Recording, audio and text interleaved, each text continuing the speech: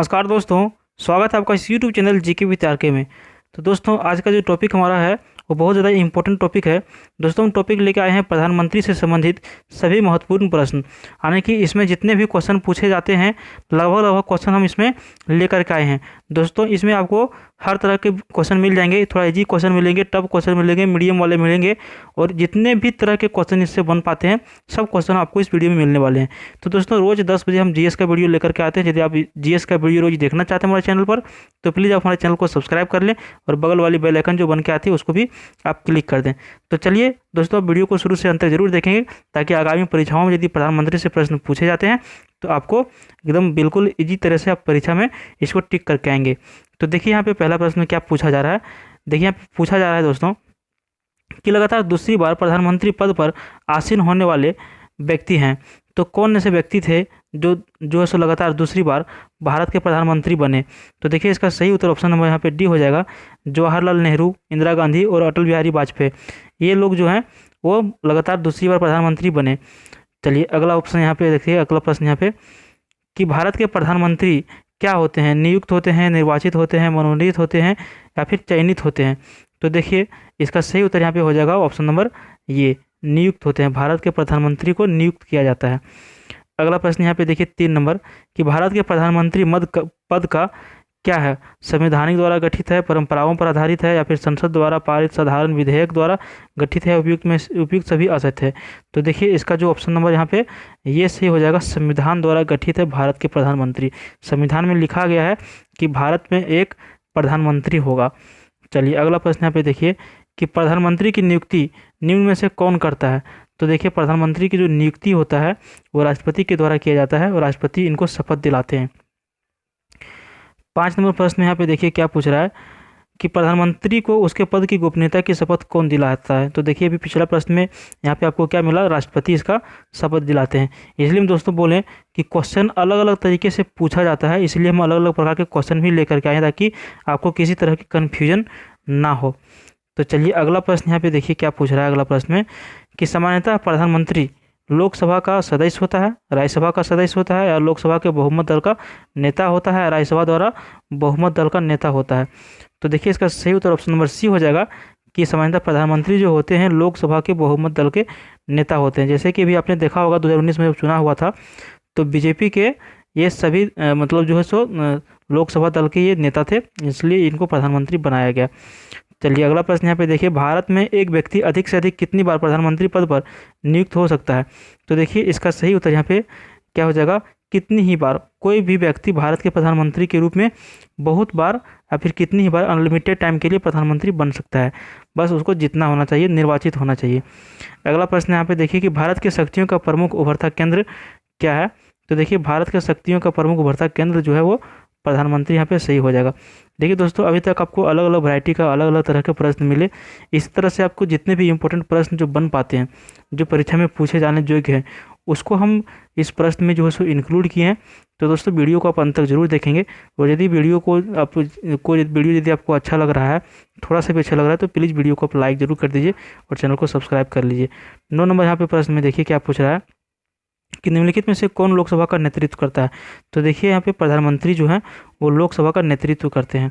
अगला प्रश्न में यहाँ देखिए क्या पूछ रहा है कि संघीय मंत्री परिषद का अध्यक्ष कौन होता है। तो देखिए इसका सही उत्तर यहाँ पे ऑप्शन नंबर बी हो जाएगा कि संघीय मंत्री परिषद का जो अध्यक्ष होते हैं वो प्रधानमंत्री होते हैं। अगला प्रश्न यहाँ पे देखिए, योजना आयोग यानी कि अब जो नाम बदल के नीति आयोग कर दिया गया है का अध्यक्ष कौन होता है। तो देखिए इसका सही उत्तर ऑप्शन नंबर सी हो जाएगा, प्रधानमंत्री। नीति आयोग के जो अध्यक्ष होते हैं वो कौन होते हैं। तो देखिए प्रधानमंत्री होते हैं नीति आयोग के अध्यक्ष। देखिए प्रश्न में पूछा जा रहा है कि आमतौर पर भारत के प्रधानमंत्री होते हैं। तो आमतौर पर भारत के प्रधानमंत्री जो होते हैं वो लोकसभा के सदस्य होते हैं। क्या होते हैं, लोकसभा के सदस्य होते हैं। 13 में देखिए पूछ रहा है कि भारत के प्रधानमंत्रियों का निम्न में से कौन कालानुक्रम सही है। तो यहाँ पे देखिए 4 ऑप्शन दिया गया है, 1 2 3 4। आपको इसका क्या करना है, सेलेक्ट करना है टाइम। तो कौन प्रधानमंत्री पहले बने थे उसके हिसाब से। तो देखिए इसका सही उत्तर यहाँ पे क्या हो जाएगा, हम आपको नाम बता देते हैं कि पहले कौन बने थे। तो देखिए यहाँ पे जवाहरलाल नेहरू सबसे पहले बने, उसके बाद इंदिरा गांधी बनी, उसके बाद यहाँ पे मोरारजी देसाई बने, उसके बाद चौधरी चरण सिंह बने। ये जो है जवाहरलाल नेहरू भारत के पहले प्रधानमंत्री के रूप में बने थे, और इंदिरा गांधी जो थी ये इनकी बेटी थी, और इनके बेटे जो थे राजीव गांधी थे। राजीव गांधी के बेटे यहाँ पे देखिए राहुल गांधी हैं। चलिए अगला प्रश्न यहाँ पे देखिए। अगला प्रश्न यहाँ पे इस तरह से कि संसदीय तंत्र में वह व्यक्ति प्रधानमंत्री चुना जाता है जो निम्न का नेता होता है। तो यहाँ पे इसका सही उत्तर क्या हो जाएगा, किसका नेता होना चाहिए? तो यहाँ पे देखिए निम्न सदन में बहुमत दल का नेता होना चाहिए। तो ऑप्शन नंबर कौन सही है? तो ऑप्शन नंबर यहाँ पे बी सही है। अगला प्रश्न देखिए 15 में पूछ रहा है कि मंत्रिमंडल संघीय की बैठक की अध्यक्षता कौन करता है? तो देखिए इसका सही उत्तर यहाँ पे ऑप्शन नंबर डी हो जाएगा कि मंत्रिमंडल जो संघ की होती है उसकी बैठक की अध्यक्षता जो करते हैं वो अध्यक्ष करते हैं, प्रधानमंत्री करते हैं। 16 नंबर प्रश्न में देखिए पूछा जा रहा है कि प्रधानमंत्री की नियुक्ति राष्ट्रपति करता है या किस अनुच्छेद में वर्णित है? तो ये देखिए किस अनुच्छेद में वर्णित है? तो देखिए यहाँ पे ऑप्शन नंबर सी सही है। अनुच्छेद 75 में लिखा गया है कि प्रधानमंत्री की नियुक्ति राष्ट्रपति करेंगे। 17 देखिए भारत के प्रधानमंत्री पद के लिए उम्मीदवार की कम से कम उम्र कितनी होनी चाहिए? बहुत ज़्यादा इंपॉर्टेंट प्रश्न है। तो देखिए प्रधानमंत्री बनने के लिए जो उम्मीदवार की जो न्यूनतम उम्र होनी चाहिए वो 25 वर्ष होनी चाहिए। राष्ट्रपति बनने के लिए देखिए 35 वर्ष होनी चाहिए। राज्यसभा सदस्य बनने के लिए यहाँ पे देखिए 30 वर्ष होनी चाहिए, और उपराष्ट्रपति बनने के लिए आपको 35 वर्ष की उम्र होनी चाहिए। अगला प्रश्न देखिए भारत के प्रधानमंत्री क्या होते हैं? तो देखिए भारत के प्रधानमंत्री जो होते हैं वो क्या होते हैं कि लोकसभा में बहुमत दल के नेता होते हैं। अगला प्रश्न देखिए 19 नंबर की प्रधानमंत्री कौन बनता है? तो देखिए प्रधानमंत्री कौन बनता है? तो प्रधानमंत्री बनता है लोकसभा में बहुमत दल का नेता। अगला प्रश्न देखिए यदि भारत के प्रधानमंत्री संसद के उच्च सदन के सदस्य हैं तो क्या होगा? वे अविश्वास प्रस्ताव की स्थिति में अपने पक्ष में वोट नहीं दे सकेंगे। यदि प्रधानमंत्री उच्च सदन किसे कहा जाता है? उच्च सदन कहा जाता है राज्यसभा को। निम्न सदन किसे कहा जाता है? तो निम्न सदन कहा जाता है इसको लोकसभा को। 21 देखिए भारत के प्रधानमंत्री का पद क्या होता है? तो देखिए भारत के प्रधानमंत्री का जो पद है वो संविधान द्वारा सृजित है। क्या है? संविधान द्वारा सृजित। ऑप्शन नंबर सी यहाँ पे सही है। अगला प्रश्न यहाँ पे देखिए क्या पूछ रहा है कि भारत का प्रधानमंत्री, उसके बाद 4 ऑप्शन है। तो देखिए भारत का प्रधानमंत्री जो है सत्ता दल का अध्यक्ष हो सकता है। क्या हो सकता है? सत्ता दल का अध्यक्ष हो सकता है। देखिए यहाँ पे अगला प्रश्न क्या पूछ रहा है? अगला प्रश्न यहाँ पे पूछ रहा है कि निम्न में से कौन सा वक्तव्य सही है भारत का प्रधानमंत्री के पक्ष में? तो देखिए कौन सा वक्तव्य यहाँ पे सही है? तो देखिए इसका ऑप्शन नंबर यहाँ पे ए सही है।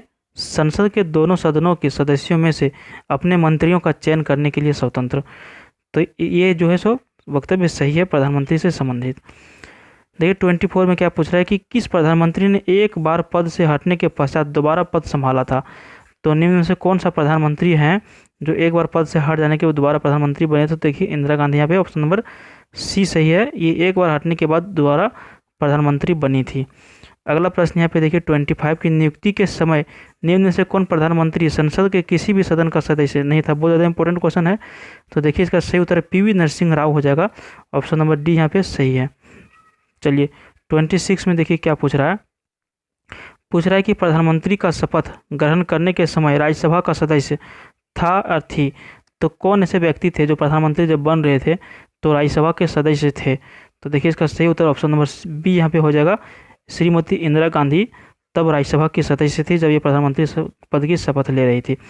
देखिए यहाँ पे 27 में क्या पूछ रहा है? पूछ रहा है कि प्रधानमंत्री का पद ग्रहण करने के समय विधानसभा का सदस्य था। तो कौन था विधानसभा का सदस्य जब प्रधानमंत्री का पद शपथ कर रहे थे? तो देखिए ये थे एच.डी. देवेगौड़ा। दिमाग और किस्मत हो तो इनके जैसा। सीधा आपका विधानसभा से प्रधानमंत्री। बाप रे बाप।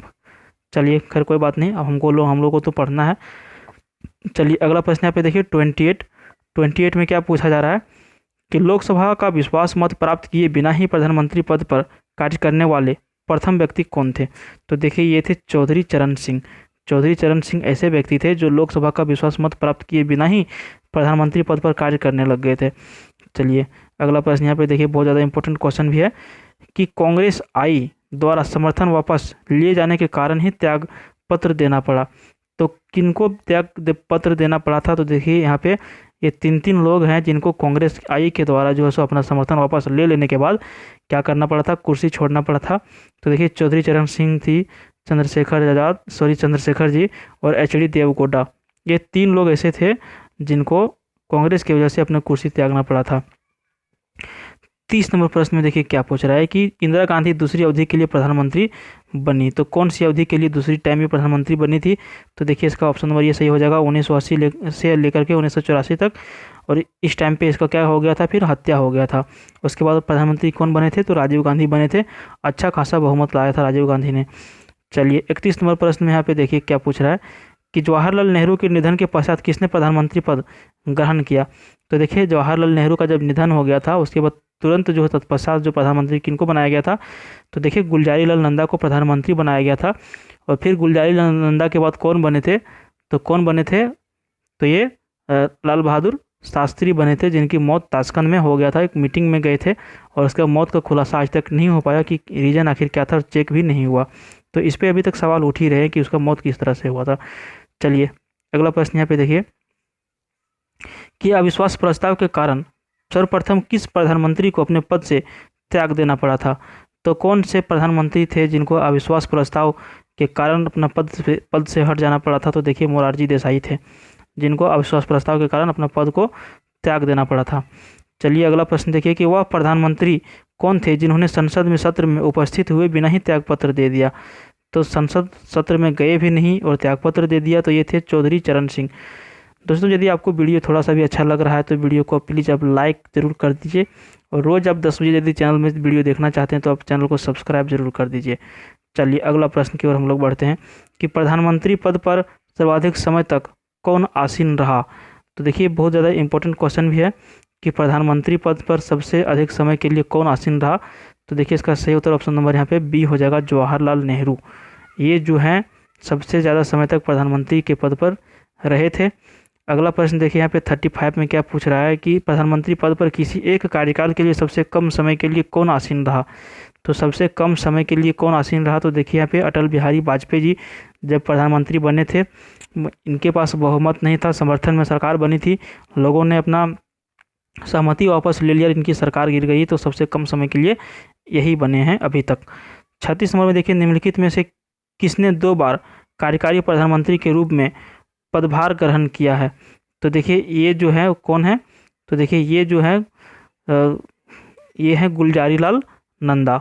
कौन? गुलजारी लाल नंदा ने जो सो 2 बार प्रधानमंत्री पद के लिए जो है सो जो कार्यकारी प्रधानमंत्री के रूप में पदभार ग्रहण किया था। चलिए अगला प्रश्न की ओर यहाँ पे बढ़ते हैं 37 नंबर कि प्रथम गैर कांग्रेसी प्रधानमंत्री कौन बने थे? तो देखिए प्रथम गैर कांग्रेसी प्रधानमंत्री मोरारजी देसाई बने थे, जो इसमें कांग्रेस का समर्थन नहीं था और ये कांग्रेस मुक्त सरकार बनी थी। 28 में देखिए क्या पूछ रहा है कि सबसे कम उम्र में प्रधानमंत्री पद पर आसीन होने वाले व्यक्ति कौन है? तो देखिए सबसे कम उम्र में राजीव गांधी प्रधानमंत्री बने थे। चलिए 39 देखिए सबसे अधिक उम्र में प्रधानमंत्री पद पर आसीन होने वाले व्यक्ति कौन है?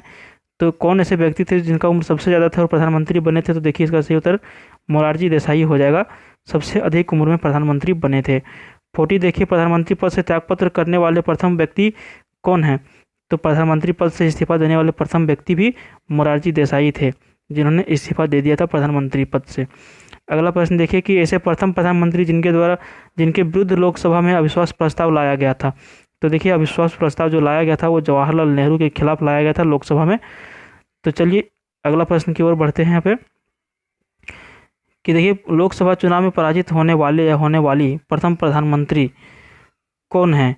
तो देखिए लोकसभा में जिसको हार का मुंह देखना पड़ा था प्रधानमंत्री पद पर रहते हुए प्रथम यहाँ पे प्रथम बोला जा रहा है, ध्यान रखिएगा।